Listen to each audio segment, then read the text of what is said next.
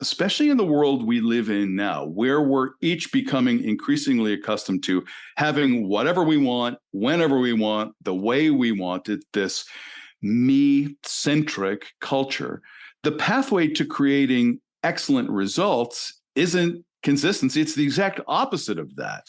It's treating each individual customer like a unique person. And not only as a unique person, but to understand both their issue, whatever it is that they're contacting you about, but also the situation that they're in.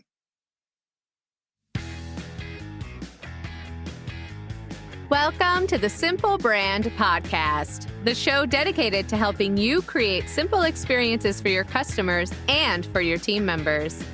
Each week, we're bringing you amazing interviews with business leaders and authors who will teach you how to differentiate your business with the one thing your customers need the most: simplicity. Your customers live in a complex world. Let's make it simple. Now, here's your host, Matt Lyles. Helping you create loyal customers and loyal employees, all through the power of simplicity. This is the Simple Brand Podcast, now heard around the world, including Bangkok, Thailand. I'm your host, Matt Lyles, and this week I'm talking with Rick DeLisi. Rick's an author, a speaker, and a customer experience expert who helps companies achieve greater customer loyalty. And he's one of the co-authors of The Effortless Experience. You've read The Effortless Experience, right? All right, if not, stop right now and put that book on your to-do list. It's okay to hit pause and go do that right now. Because The Effortless Experience is considered one of the best customer experience books of all time. And I have to admit that much of the foundation and lessons that went into what I teach and preach came from that book. But today, Rick's back at it with his latest book, Digital Customer Service. Listen, the importance of crafting your customer experience centers around how you make your customer feel throughout every interaction. But in a digital-first world, you've got to make sure that you're investing in the right technology and the right technology processes to ensure that that happens. So delivering an outstanding customer experience today isn't just about the psychology, and it isn't just about the technology. It's about having the right marriage of psychology and technology baked into the experience. And Rick's lessons help you learn just how to do that so that you're always able to meet your customers where they are. So here it is. Here's my interview with Rick DeLisi. Hey, Rick. Welcome to the show. Hey, Matt, thank you so much for having me. Anytime I have a chance to hang with one of the great, passionate leaders of the CX community, it's always going to be a great day. I don't know about great, but I am certainly passionate about CX. And I got to tell you, one of the things that has driven my passion over the past handful of years was your previous book, The Effortless Experience. That is so cool and humbling to hear. I mean, it was a couple of years ago that the book came out. It's a project that almost didn't happen, but we're so glad it did. It didn't seem to make very much noise in the first year or so, but amazingly, it still remains relevant, and there's new readers and new fans of the book every year. So that is so cool, and I'm glad you're among them. Yeah. Well, and one thing that I think that is great about the concept is that I think it is timeless. Like, one of the things that I preach is that simple never stops. Your customer expectations are always going to change and evolve over time. So you've got to keep making things simpler and simpler. So when it comes to making things effortless, I don't think there's ever that one point where you can say, okay, here it is. We have met the end point of being completely effortless. Yeah, there's no such thing as a truly effortless experience. In fact, some people have called us out to say that that's not possible. The very fact that you had to contact a company at all requires some degree of effort. And of course, that's true. But what we've been learning is that effort is based largely on what a person's expectation was going into an interaction. Right. And I think it's more than fair to say that for the majority of us and the majority of customer service interactions we have, the expectation going in is, this is going to be a giant pain.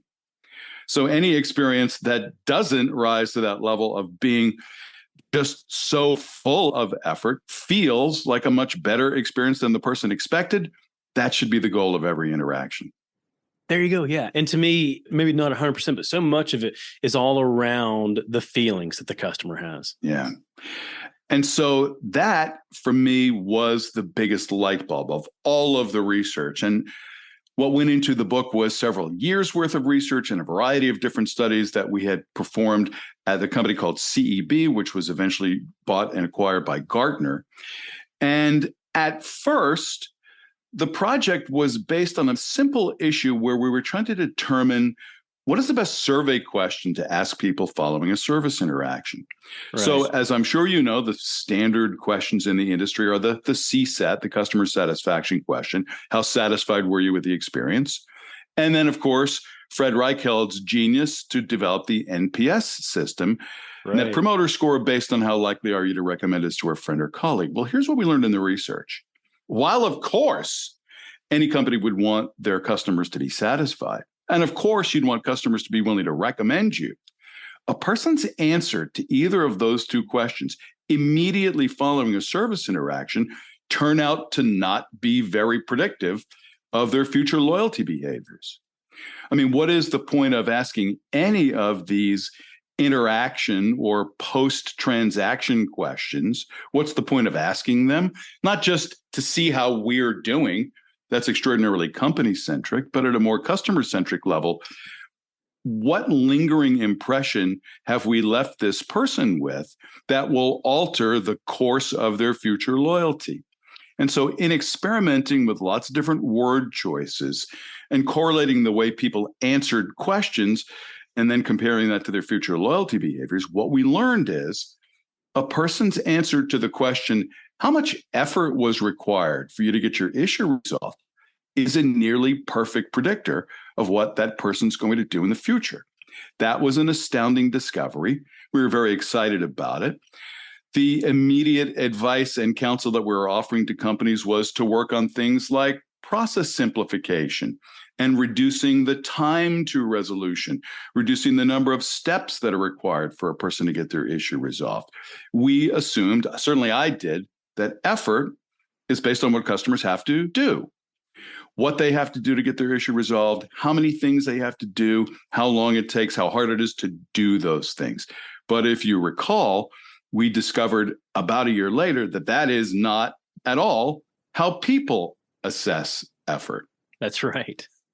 And that ultimately what we learned is that as people are answering this effort question, which again is almost like a truth serum, it's like a truth detector, being able to predict what a person's going to do in the future based on their answer to one question.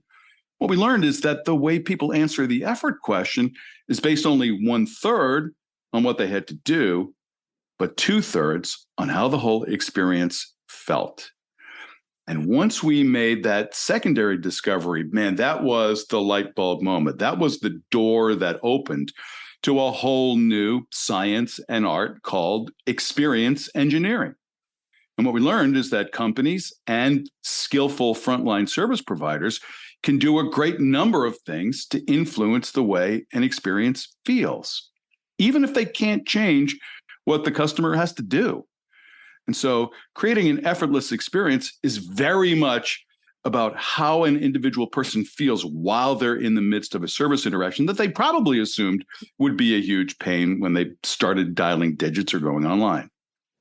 Yeah, and that's fascinating because a lot of times we don't want to put that much value into feelings. And a lot of times, like especially leadership will say, well, we can't really control how someone feels. We can only control what we can control. And those controls are either the actions that we take or how we engineer the steps and the processes versus engineering the feelings.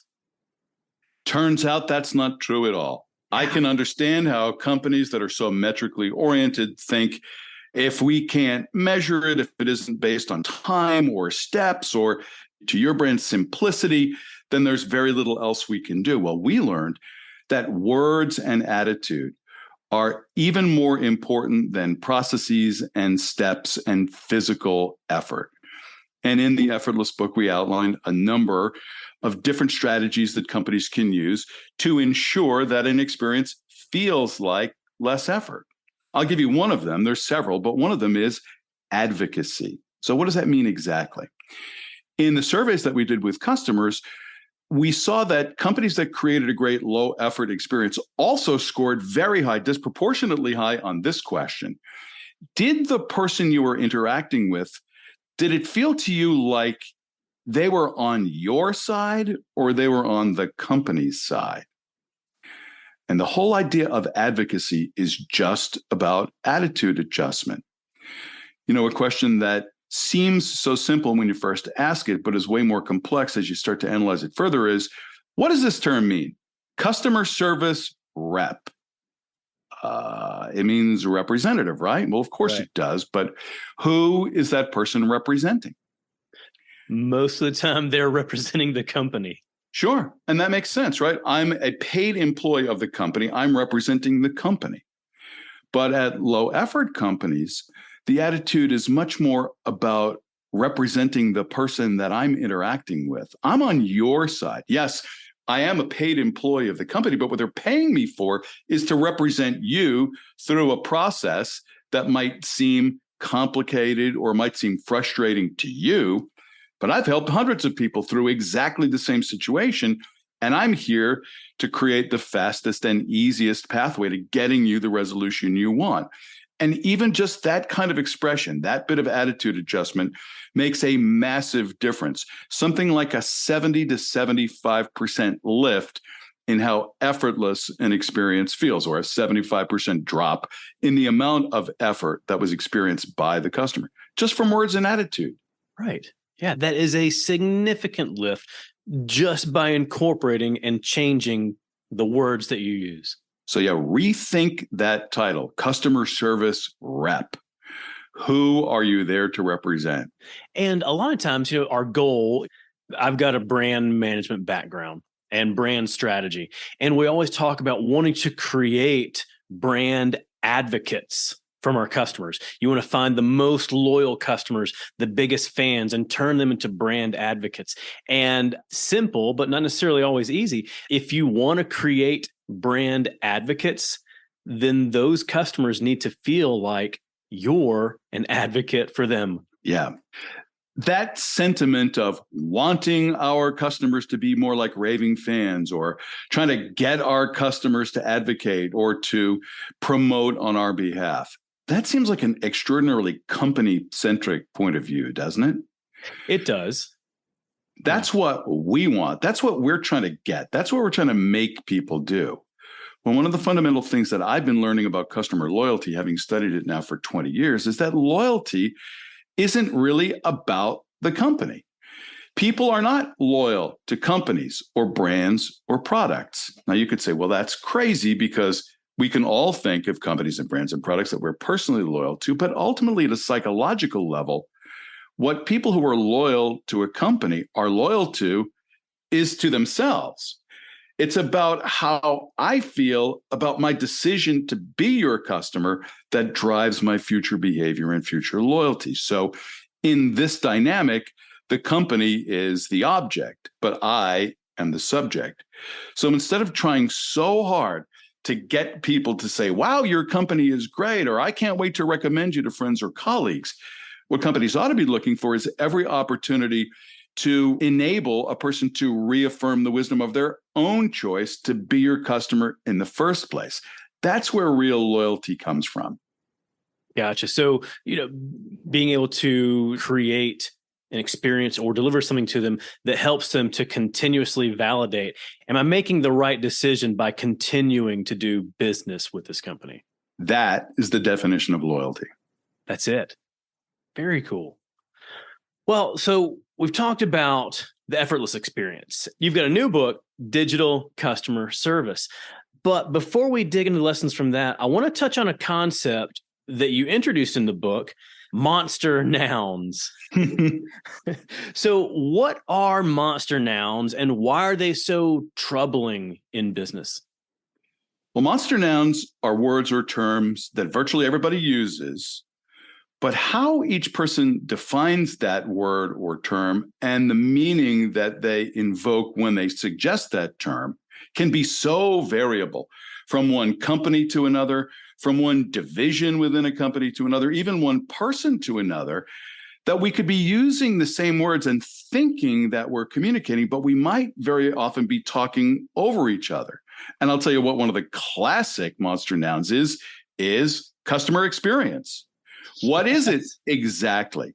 What does it mean? Not just what's the definition of it, but what's its import to the success of the business. Now, everybody agrees it's important, and everybody would have their own definition of it. But those definitions tend to be so variable, and the true meaning and value of customer experience is so variably interpretable that you could have a whole room full of people talking about the same term and meaning different things. So it becomes very hard to gain real traction. Right. And trying to understand, well, you may have somebody that thinks, yeah, I'm doing great at managing the customer experience because they're doing actions that focus on just one particular area or actions that relate to just their own viewpoint, their own definition of what it means when they're disregarding and ignoring all these other aspects. And again, you can't blame people in a corporate environment for taking pride in the specific thing that they've been charged with or how they're being measured. But since customer experience is the most horizontal consideration in the entire corporate world, each individual person or every individual department has to realize, we're just one component of a much more complex dynamic. Yeah. That's it. And then making sure that overall dynamic, that there is a shared understanding, and you've got to be able to have someone that's able to define that or share, that overall definition for everybody to agree on and to adhere to. And because the terminology is so common within a company and across companies, it feels almost embarrassing to say, well, what exactly do you mean by customer experience? As if to say, I don't even know what the term means. Well, we each have our own impression of what it means, but how those impressions align and how ultimately they align to the way customers think and feel is the real key. And that's where most companies get it wrong. That's it. So what's the solution there? Well, the solution is to stop thinking about the totality of the customer experience because it's way too big. It's too much. There's too many tentacles to it. It's a mosaic made up of 1,000 different fragments of glass. Yeah. And while companies might think of it as painting one big composite picture, customers will react to each individual experience that they have or every element of an experience. There's no question that out of all of the experiences and touch points and interactions that a customer will have during their entire lifetime with any one company, the most important, by far and away the most important, are the individual interactions that they have with anybody in a frontline service role. That's where the rubber meets the road. Now, again, you could put an asterisk on that and say, if your product is a complete failure, or if what I've purchased from you, whether it's a product or service, doesn't in any way live up to what I expected, or if I just feel like I totally wasted my money, then customer experience doesn't even matter. But for companies that create a fine product or deliver generally good overall services to their customers, those acute moments where you're interacting with somebody from the company, those are going to be the experiences that will dictate your future loyalty. And again, that's one of the things that we learned in the effortless experience. The impression that a person is left with following a direct interaction is the most important element of the overall totality of this thing we call CX. Yeah, and it seems like there is less investment made into those people, into those frontline employees than in other areas that are a part of the overall customer experience.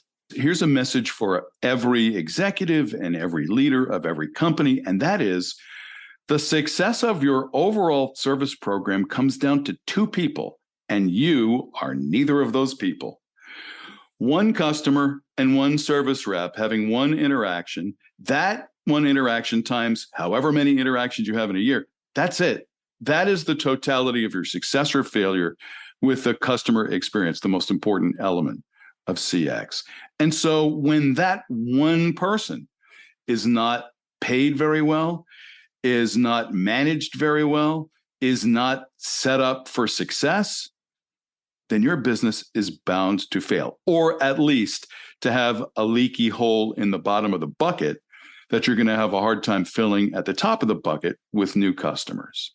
One of the things that we also learned in our effortless research is that companies that are noted for creating excellent low effort experiences score disproportionately high when you ask employees, do you feel like you've been set up for success in your interactions with customers?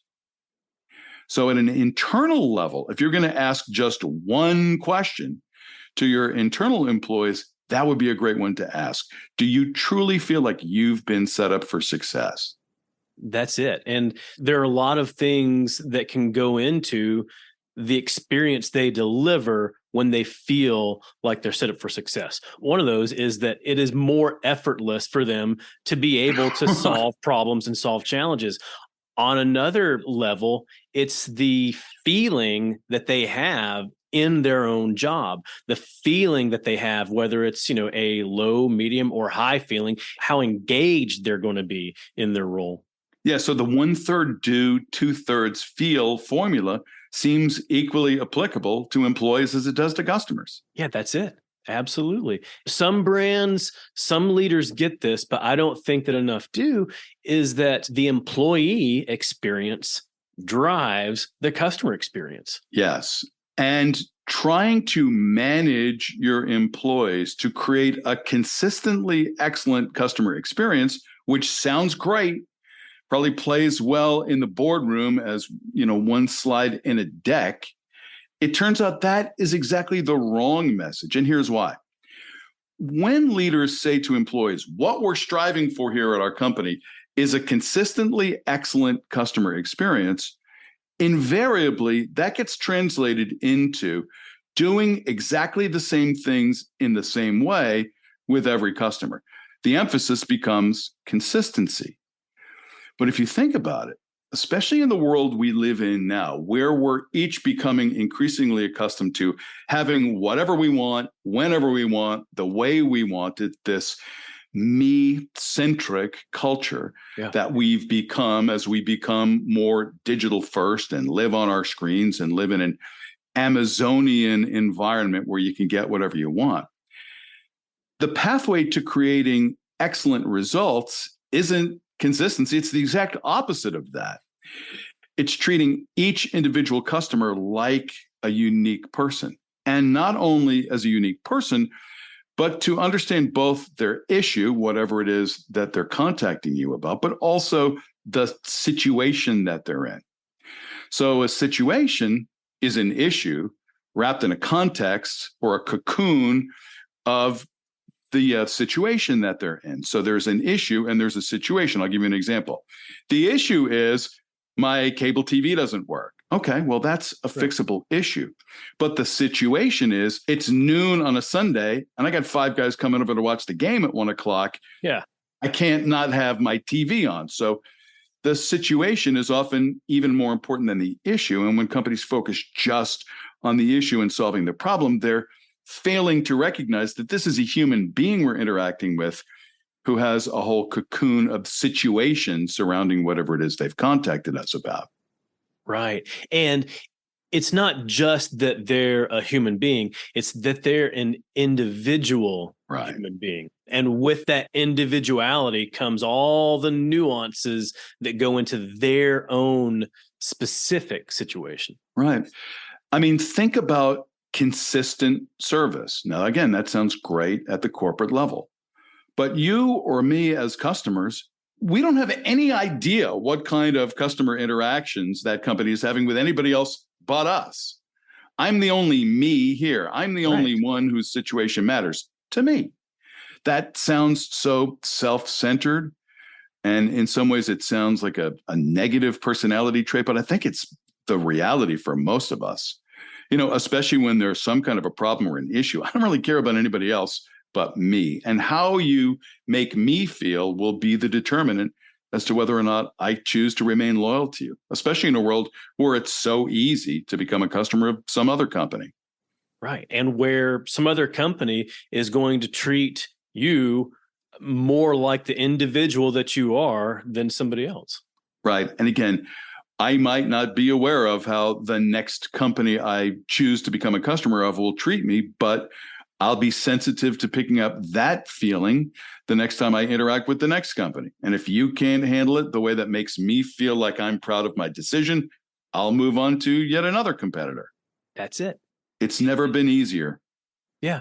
And sometimes it's not even just moving on to a competitor. It's just, you know what? Maybe I just don't even want this service or this product anymore in my life, but because of the way or because of the experience that I get, knowing that I'm going to be loyal to the feelings that I get from an experience. And so this company within this industry with this service, they provide this experience to me.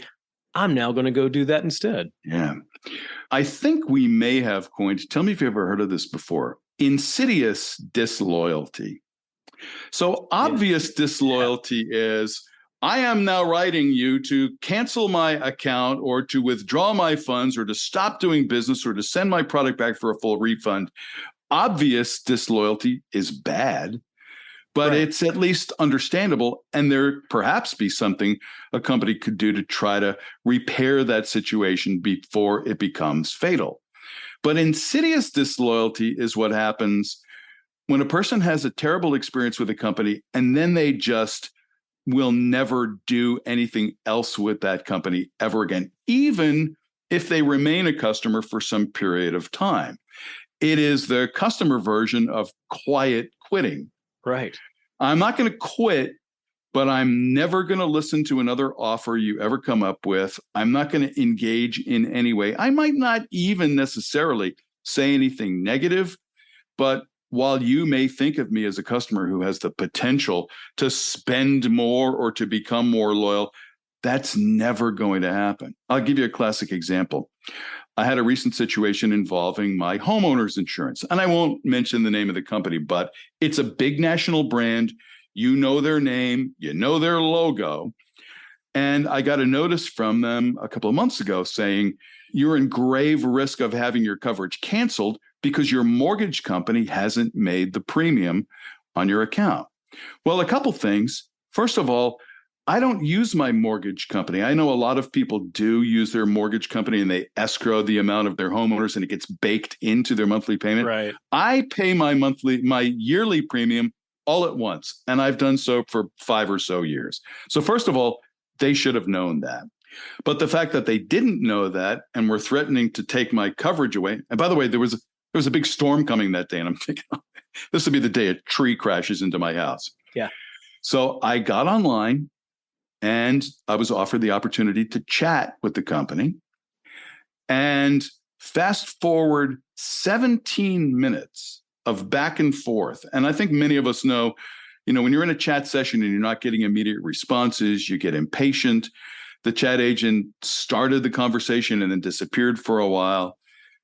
I'm typing in things like, hello, anybody home? Hello. After 17 minutes, the chat agent finally told me, oh yeah, we can't accept payments over chat. You're going to have to call a phone number. And then I did call that phone number. And the person I talked to was friendly and nice enough, but they had no idea who I was. They had no idea what I went through. And eventually I made my payment. And after it was all over, I thought, I got to find somebody else to work with. But you know what? I'd already just made my annual premium payment. I didn't feel like going through the whole hassle to discontinue it and find another homeowner's insurance and try to get a refund or a prorated refund. But I'll tell you what, Matt, when my premium comes up again next year, I'm almost certainly going to go with somebody else. Of course. So to that insurance company, they may look at me and think, wow, this guy pays his full premium every year on time. He's a great loyal customer. But I am an insidiously disloyal customer because not only will I never do any more business with them, I'm looking forward to the day where I can find somebody else. Yeah. And then when you do, I imagine you'll disappear somewhat quietly. Oh, yeah. And then they'll just think, wait, we had a loyal customer. Where did he go?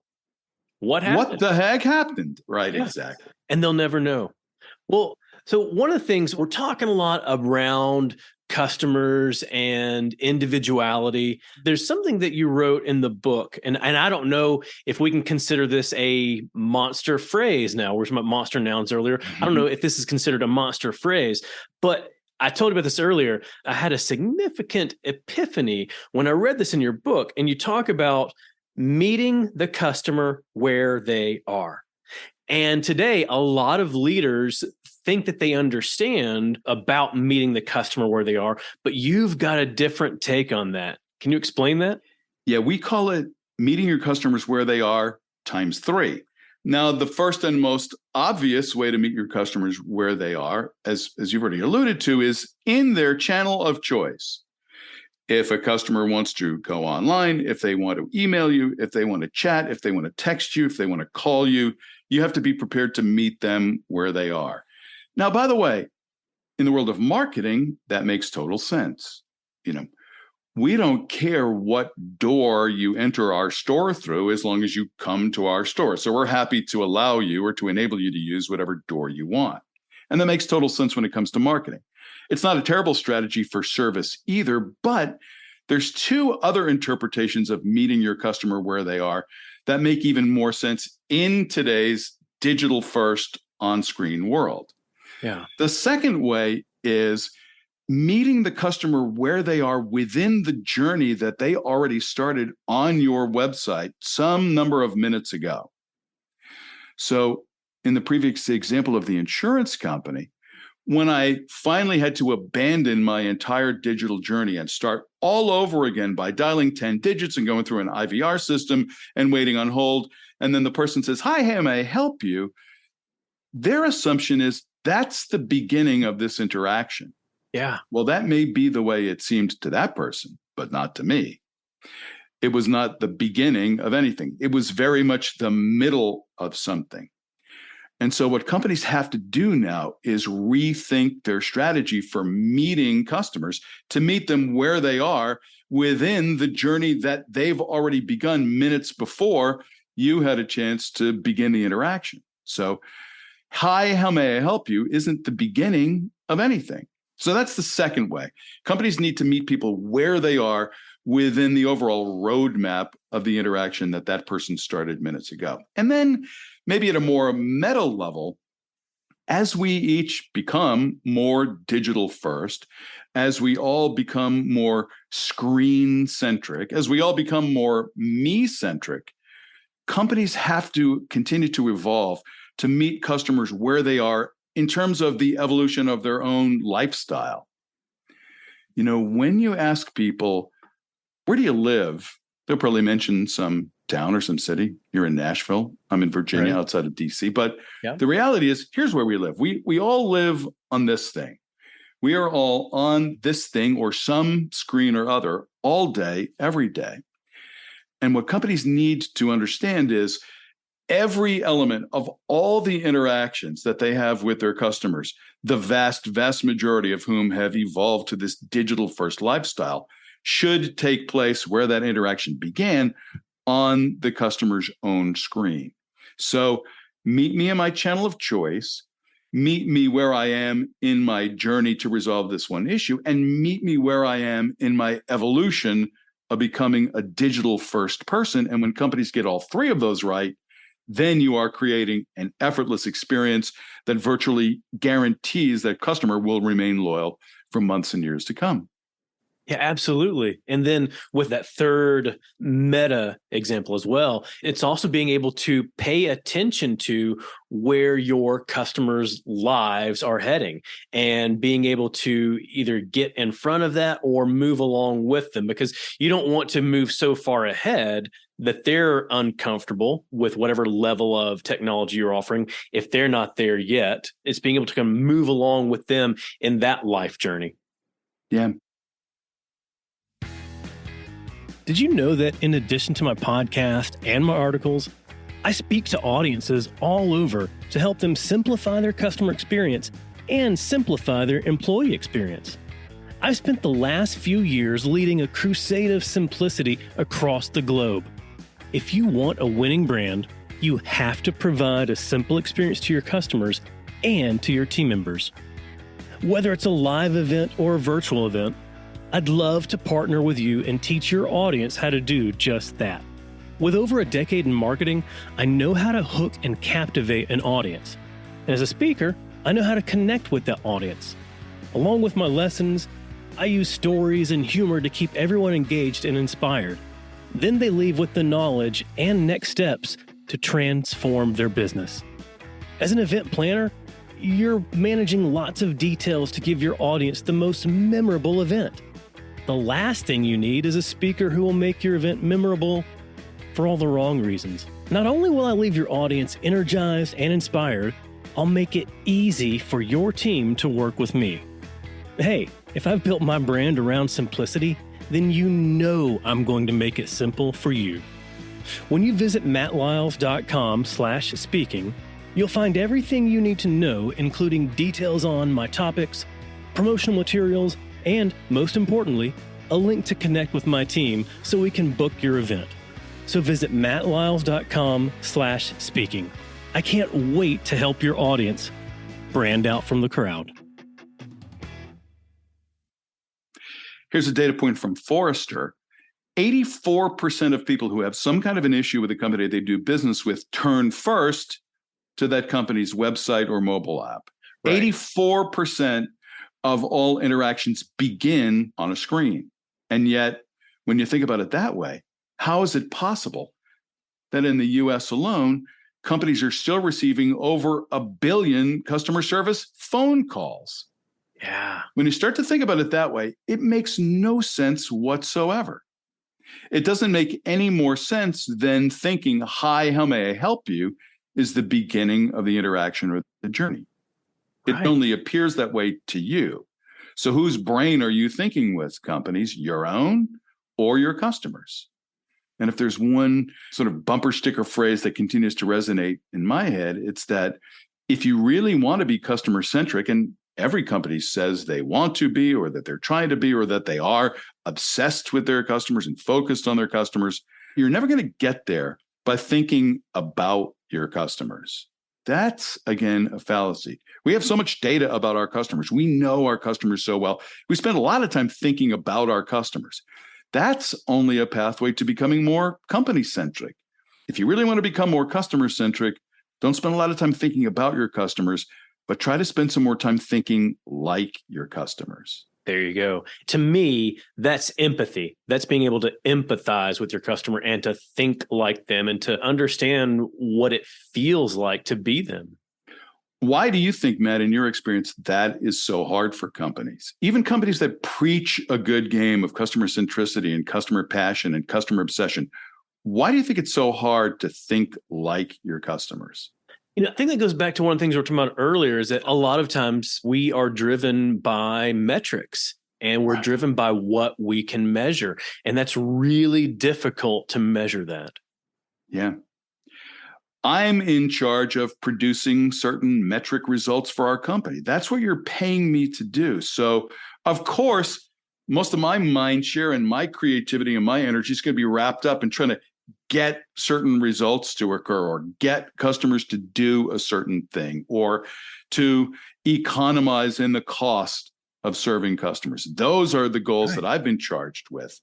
And the more you get wrapped up in that, the farther and farther away you drift from the mindset of a customer who doesn't know anything about your priorities, doesn't know anything about your goals or your challenges or your opportunities, and frankly, doesn't care about any of those things. They don't care. And so when you think about and care about things that are completely different from what your customers are thinking and caring about, well, there's the mismatch. And that's why the CX programs at most companies only produce marginal results at best. Yeah, that's it. It's really understanding what they care about and thinking like them and knowing what it feels like to be them. Yeah. It's not that hard to do, but you have to break yourself out of your own mindset. Frankly, the mindset you thought you were being paid to adopt. Yeah, that's it. Well, so we've talked about customer experience a lot at that higher level. And one specific area that your current book focuses on is in the customer service piece of the customer experience and focusing on a digital customer service. You talk about digital transformation and the need for brands to have a digital transformation. So what is needed for companies to instill that digital transformation in their customer service? Here's a great starting point. Start thinking about every incoming phone call that you're getting as either a missed opportunity or even a flat out failure. Now, I'm using the term every, but again, since 84% of all customers start an interaction on their screen, the very fact that your company is still getting so many phone calls means, yes, there is a small percentage of customers, 16%, who just automatically dial 10 digits and call a phone number when they have an issue. But for the other 84%, so many of those journeys end up with a phone call that customer did not want to have to make, and that frankly, that company did not want to have to take. And that's a lose-lose scenario. So in the book, we describe a platform that was first developed by the Glia company, and Dan McKelly, the co-author of the Digital Customer Service book, is the co-founder of Glia. It turns out that over the years that I was working on my effortless research, he was engaged in a number of similar projects that all had the same goal. How do we create an effortless experience for customers? But he was thinking about it much more based on technology. I've been focused on the psychology and the human understanding of what happens inside a person's mind and even subconscious when they're having a service interaction. He'd been focusing on how can we use technology to create a more effortless experience.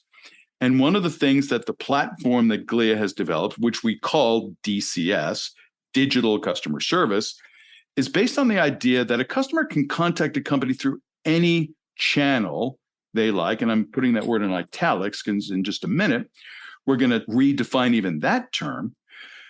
But a customer can contact you any way they like, but the system automatically detects what is the best fit communications mode for this person who has this issue.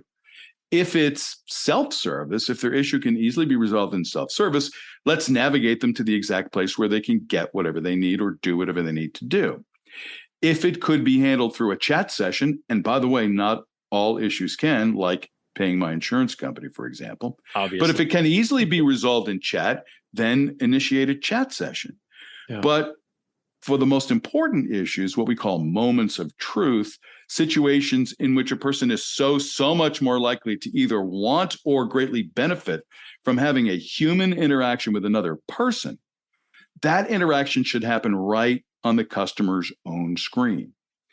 And so in this DCS platform, in the strategy that we call digital customer service, anytime a customer feels the need to have a live human voice or video interaction, all they have to do is press a button on their screen and up pops an agent. So let's think about that dynamic for just a second. Because that customer is already authenticated in the system, they've already logged in. And because we can tell from what we call their digital footprint, where they've been browsing on the website, what their most likely issue is, you really can meet the customer where they are in their journey. And so it's the difference between, hi, I'm Rick, how may I help you? Versus, hey, Mr. Lyles, great to talk to you. It looks like you're trying to apply for an auto loan. I could totally help you with that. Yeah. And so think about it this way. It's the same exact two people. They're resolving the same exact issue, but it's a completely different experience. In this case, not only what customers have to do, and more importantly, what they don't have to do, but also how the whole thing feels. And so ultimately, what the Glia team has developed is the effortless experience for the on-screen digital first world. That's it. And again, you like feelings and how the customer feels in that interaction plays so much into it. My boys and I, my family, we love board games. And there's so many board games that we love to play, but there's some where you're moving your piece along the path. And like sometimes, you'll be able to move ahead a couple of spaces. This time you'll be able to move ahead a few more spaces. What is frustrating is you've gone through most of the board you're close to the end, and then you have to pull some random card that says, oh, you have to go all the way back to square number one. I'm remembering Chutes and Ladders. Oh my God, I got to go all the way back to the beginning. Yeah. That's exactly what is happening millions of times a day with companies all across the US and around the world. And again, the vast majority of companies don't even think of that as being an issue. That's right. Hey, our people are great. We use soft skills. We have excellent frontline people. They're great at solving problems. They resolve issues very well. Well, they may resolve the issue, but until they've handled the situation and understood the journey that this one person has already been on, you'll never be able to create a truly effortless experience. That's right. Yeah. Think about it this way also. In a service interaction, who's the subject and who's the object? Well, of course, I'm the subject, I'm the customer. But when you have to abandon a digital journey and start all over again on the phone and then wait in the call queue and wait for somebody to finally pick up the call, and then they treat you with a very robotic process by asking you all the questions that the website already asked and re-authenticating you and diagnosing your issue, don't you really feel much more like you're the object of that interaction? Oh, absolutely. Absolutely. But if you choose to have a live interaction with a human being and you press a button on your screen, you're inviting that person into your interaction. You remain the subject at all times. If you need live assistance, it's there on your screen in the middle of your journey. So it's much more about control, or what we refer to in the book as agency, the innate human sense of wanting to be in control of our own situations. And agency is the fundamental psychological factor that will determine how a person feels about the digital interaction they're having with the companies they do business with. That's it. The more that you can give agency to a customer, the more that they're going to have higher positive feelings about the overall experience. Right. And if I may, not to parse your words, but agency isn't something you give to somebody else. They already have it. You just don't want to take it away. Yeah, that makes sense.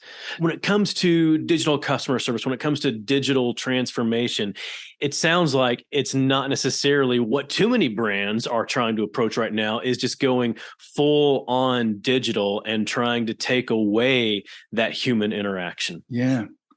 In the book, we refer to 3 different strategies that all sound similar, but they're quite different. One of them is digital also. So digital also is, we have a whole service operation that's based around a nucleus of telephony. We've been doing phone calls, communicating with our customers by phone for years, but now let's start to layer on top of that some additional digital features and functions like chat or SMS, that kind of thing. There's nothing wrong with digital also. It's better than not having digital features and functions. The one you're referring to is digital only. In that model, there's never a need to interact with a human being. The bots take care of everything. Everything is self-service. And that sounds great too. And by the way, that works for some percentage of interactions, some percentage of issues. But as we referred to before, moments of truth, situations that are either complex or disproportionately important, or have some emotional element to them, the most important issues customers will ever have with companies, the ones that will truly dictate their future loyalty, there's always going to be a need to still have live human conversations with people. But again, when that conversation occurs on my screen and in the context of my journey, it's a completely different experience. Yeah. Yeah. And then making sure, like we've talked earlier, any sort of gap between what's happened previously, the digital experience, and then that live interaction, that gap has been bridged. Yeah, that is the essence of seamlessness. And, one of the things that we've been learning is that while many companies think about their channel strategy or channel management, or they have different silos or different owners for each of their individual channels, that's not how customers think about their interactions with you. No. What matters to them is seamlessness. If anything different than what I've already started to do needs to occur, you need to enable that to happen in a way that I don't even notice, that it's so seamless that it doesn't feel like a channel switch or an abrupt transition or a complete stopping of one thing and starting of something else. Now, again, that strategy didn't exist even a couple of years ago. The technology wasn't available. That's why I was so excited to meet Dan McKelly, because here's the guy who, with his team, have cracked the code for how to create truly effortless experiences in a totally seamless way in the digital first on-screen world that almost all of us live in right now. Yeah. And do it in a way that isn't solely reliant on just the technology, on just the digital experience. It's being able to add in and supplement the human side as well. Very much so. You know, the argument that technology is here to take our jobs away or the robots are ruling the universe, there's all kinds of opportunities to use artificial intelligence or virtual assistants to make the experience easier and more seamless for customers. By the way, that's also true of reps too. You know, there are bots that can help reps do all the mundane chores that are boring and repetitive and quotidian. If those are being done by the bots, that enables the human beings to do what humans do best, and that is connect with another person at a personal and emotional level. So technology isn't here to take your job away. It's to make your job easier and more satisfying and even more fun. That's right. Because if technology has taken away all those mundane tasks, if I'm freed up to focus on what I do best, then I'm going to be more engaged in that role. I'm going to be more engaged in that interaction. I'm going to be able to deliver a much better customer service experience. Have you ever worked in a big restaurant kitchen? I have seen them. Okay. I've been behind the scenes, yes. So think about the difference between an executive chef, a line chef, and a sous chef. Right. You know, your job as a line chef is to create great dishes, but that doesn't mean you should be the one cutting up the carrots and the onions. Right. You know, that's what the bots can do. The bots can take care of all the boring, routine, repetitive stuff so that you can focus on creating great dishes, dish after dish, customer after customer. The executive chef is the person who oversees all of it, but that person's job should be making sure that their line chefs are set up for success in the same way we're talking about frontline service agents. Yeah. Yeah, that's it. You know, making sure that they've got everything they need to be able to do their job well. Yeah, without a whole lot of unnecessary high effort. That's it. Well, so earlier we were talking about customer service and how things have been in the past, really how things are today with too many brands, and it being a lose-lose situation. So when it comes to your DCS model, when brands instill that DCS model, what value do they get from that?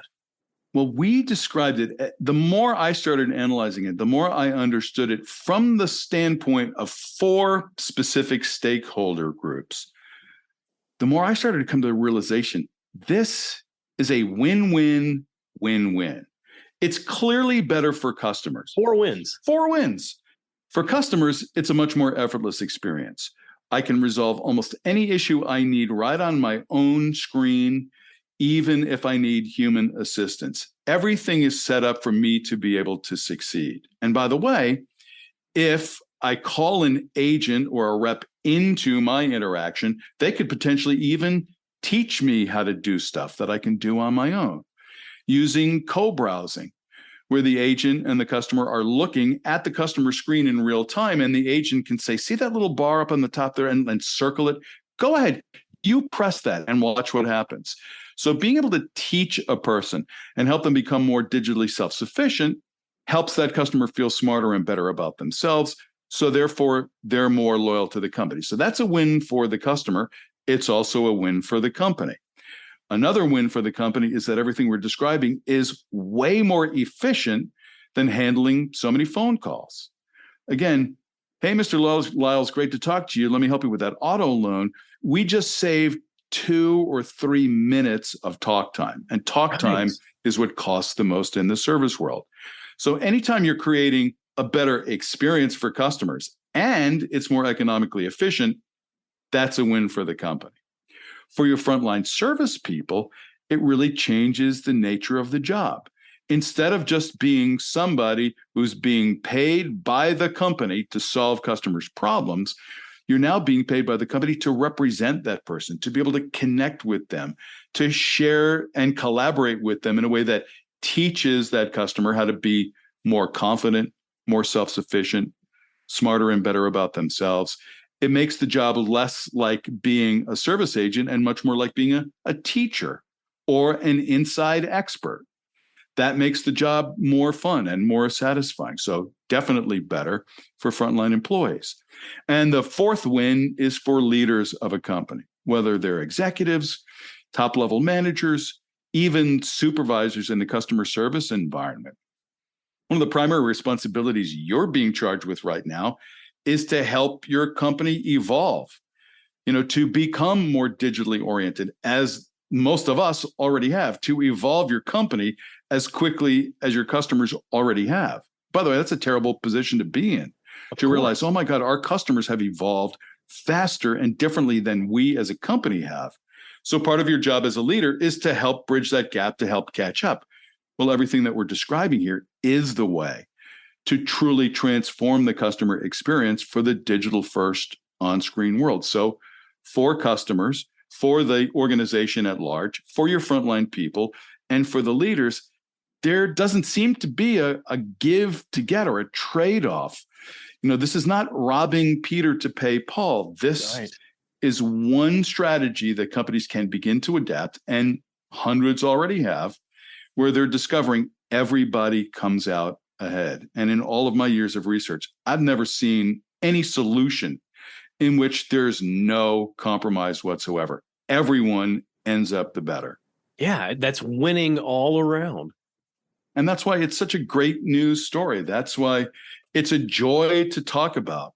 This is not just some way to squeeze more pennies out of every dollar, or even, some way to get people to be advocates for your company. There's nothing wrong with any of those things. But when you can adopt one strategy that enables everyone to feel like they were the winner, well, then you're doing the right thing.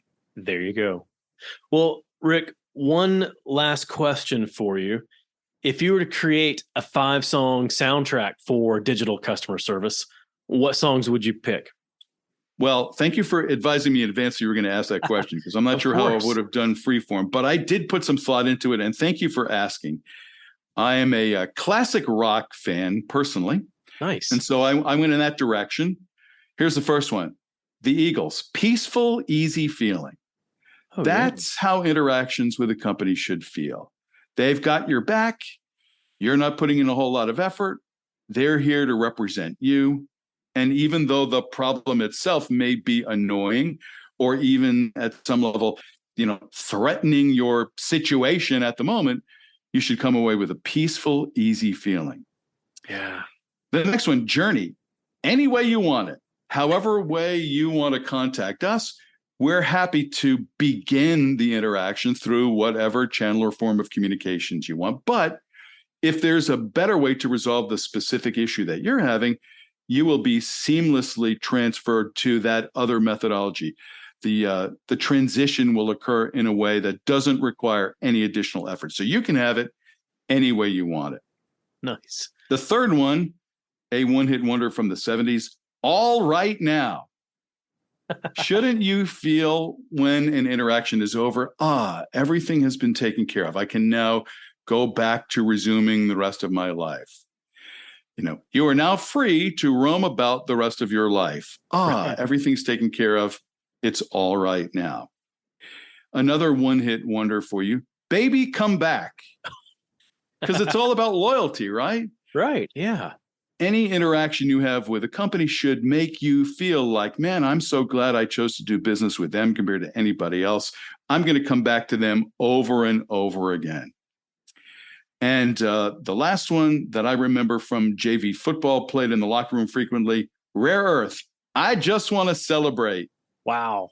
Yeah. Because everything we're talking about is really a story of joy. I mean, if you think about the amount of negative energy that's been created in the world based on people having crappy customer service experiences, Yeah. it is now finally time for all of that to end. The frustration, the high effort experiences, the disloyalty that comes from these disconnected experiences that we've all had so many times with so many companies can now finally come to an end. So it really is a time to celebrate. And it's a time for everyone to be able to celebrate, like not just one person. Like in this whole equation, it wasn't just one person or one party that wins. It's everybody. Yeah. And again, if there was a trade-off, if it cost a lot more to create a better experience, well, that might be worth it. Or if companies could save a lot of money, but take a small hit to loyalty, that might be worth it. But the fact that you can do one thing that's not only way more economical, but promotes far greater long-term loyalty, then that at that level becomes a no-brainer. That's it. Well, Rick, I have learned a lot from your book. I've learned a lot talking with you today, but where can people go to learn more? Yeah, of course, like you go for everything else in your life, right there to Amazon. So our book is available on Amazon. It's also available on Barnes & Noble in all three formats, hard copy, ebook, and also in the Audible format with a really nice narrator who costs nothing. And that would be me. So there you go. Yeah, so anyone who liked hearing you talk today, they can hear you talk more through the audiobook. Of all the reviews of the audiobook of The Effortless Experience, which I also narrated, the one negative one I remember is this guy's voice put me to sleep. And I thought to myself, geez, I hope you weren't listening in the car. Yeah. Excellent. Well, Rick, thank you so much for being here today. I absolutely appreciate your lessons. Thank you, Matt, and for all you're doing for not just the CX community, but all of the companies and all of the customers that community represents. Thank you so much for what you're doing, and keep on fighting the good fight. I hope you enjoyed my discussion with Rick DeLisi, and I hope that, like me, you have a newfound appreciation for the real definition of what it means to meet your customers where they are. And if you want to dig into more of Rick's lessons and insights, then go and get your copy of his book, Digital Customer Service. It'll help you learn how to have that right marriage between psychology and technology so that you can continually deliver an outstanding customer experience. And if you're enjoying the Simple Brand podcast, go ahead, hit the subscribe button because it's going to make it so much simpler for you to get future episodes like the next one featuring Adrian Brady Chisana. Adrian's the founder and chief experience officer of CX Chronicles, where they provide customer experience and customer success managed services and help their clients evolve into a customer-focused mindset. And Adrian's the host of the CX Chronicles podcast, where he talks with customer-focused business leaders from all around the world to share their perception of Adrian's 4 CX pillars: team, tools, process, and feedback. Adrian and I dig deep into understanding his 4 pillars of CX, and we also talk about why happiness as a habit is the underlying driver behind an outstanding customer experience and an outstanding employee experience. So go ahead and subscribe. You'll automatically get Adrian's episode as soon as it's live. Until then, keep it simple. Thanks for joining us for this episode of the Simple Brand Podcast. Want to make your listening experience simple and automatically receive each new episode? Visit our website, simplebrandpodcast.com, where you can subscribe to the show in iTunes, Spotify, Stitcher, or wherever you listen. If you're finding value from the Simple Brand Podcast, leave us a rating or review. That helps us get the show to the ears of the people who need it most. Be sure to catch Matt right here next week. Same Matt time, same Matt channel. Until then, keep it simple.